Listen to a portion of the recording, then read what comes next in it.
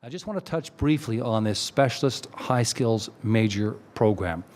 We started it just a few years ago in a few schools with just a few students. I think we're now at nearly 700 high schools and some 28,000 students participating. The specialist high skill major is all about giving students in grades 11 and 12 an opportunity to bundle together some 8 to 10 credits in an area of interest to them.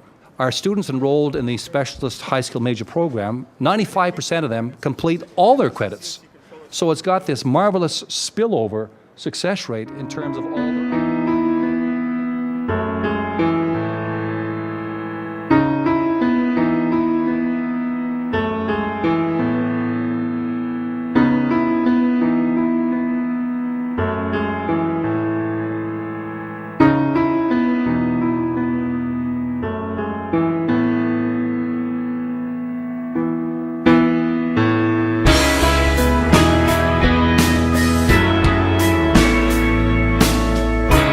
Well, I think it's essential, and because it gives them actual experience doing something.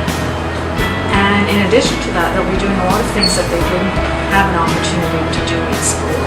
And some of the things that they learn in the textbooks, they're able to actually do. Because the things you learn in school, like textbook, that's kind of boring.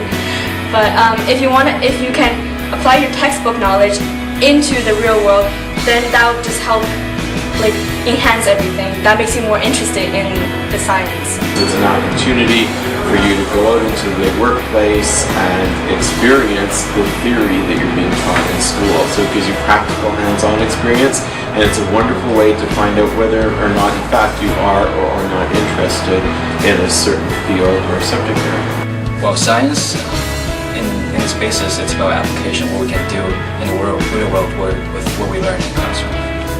So that's what I think. So if I learn those skills, maybe if I learn something about physics and I learn the theory behind a pendulum, then I can build a pendulum in reality and then see how it works.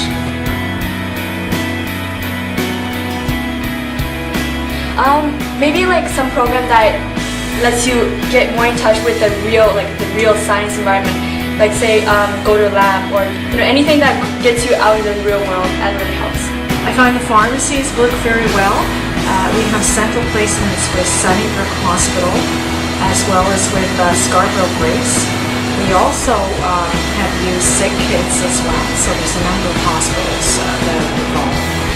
Well, I work in a lab and the professor was studying as a neurologist, so we studied the development of brain cells in zebrafish.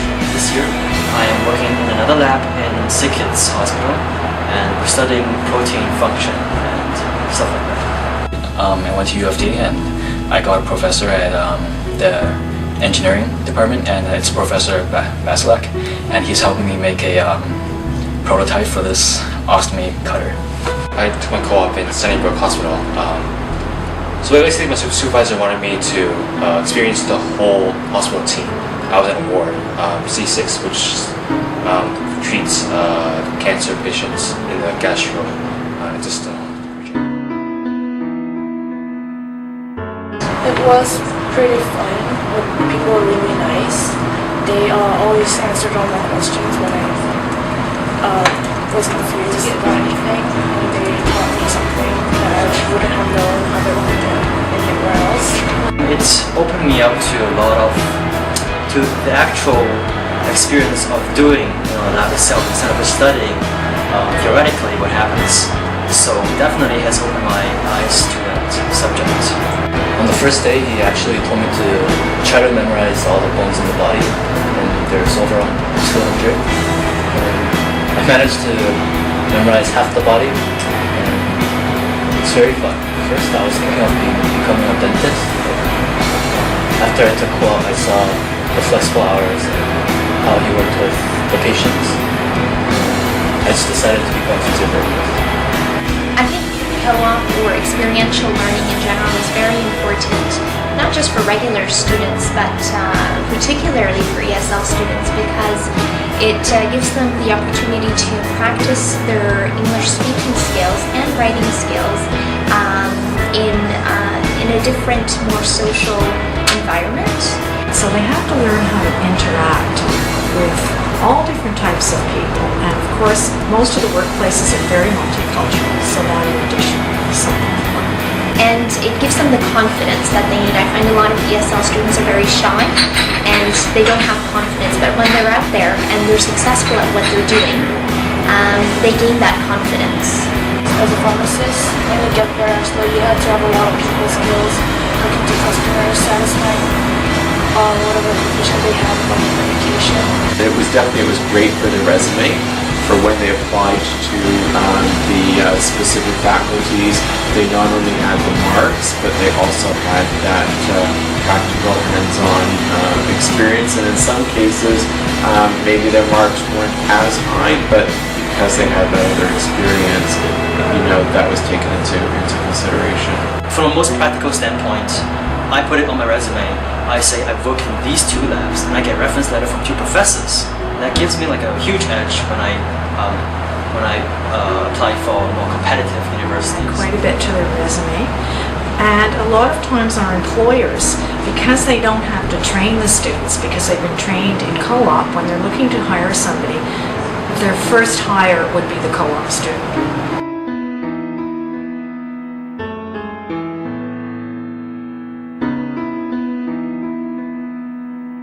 Although they usually don't want to take the time out of their schedule because it's a 2-credit or 4-credit course, but I think it's really worth it because a lot of them are also really confused about what they want to do in their life.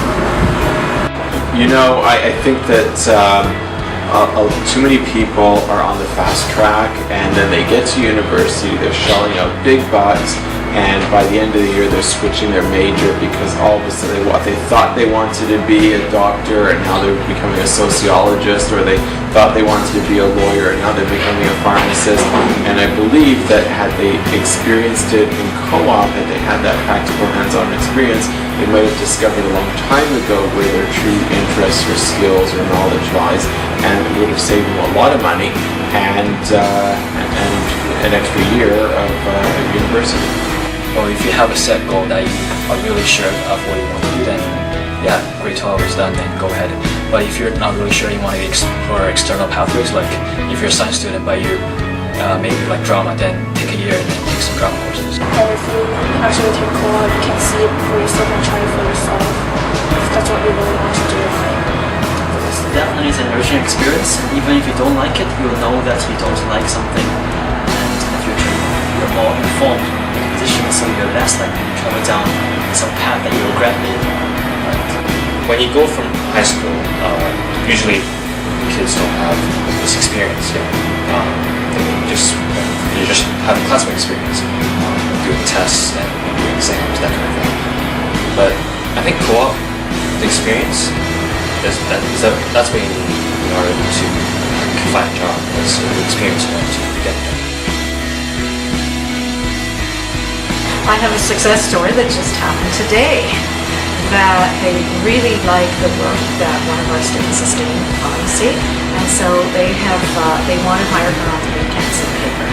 And they get jobs on the weekend, they get jobs in the summer, they get scholarships, so there's a lot of positive connections that come out of the co-op experience. Because you want to experience that, outside of classroom learning, because out in school you might feel like it's a chore, I have to do homework and stuff, but outside it's a totally new experience. I got a silver for my project, and I also won an Amgen Biotechnology Award, which was worth $500.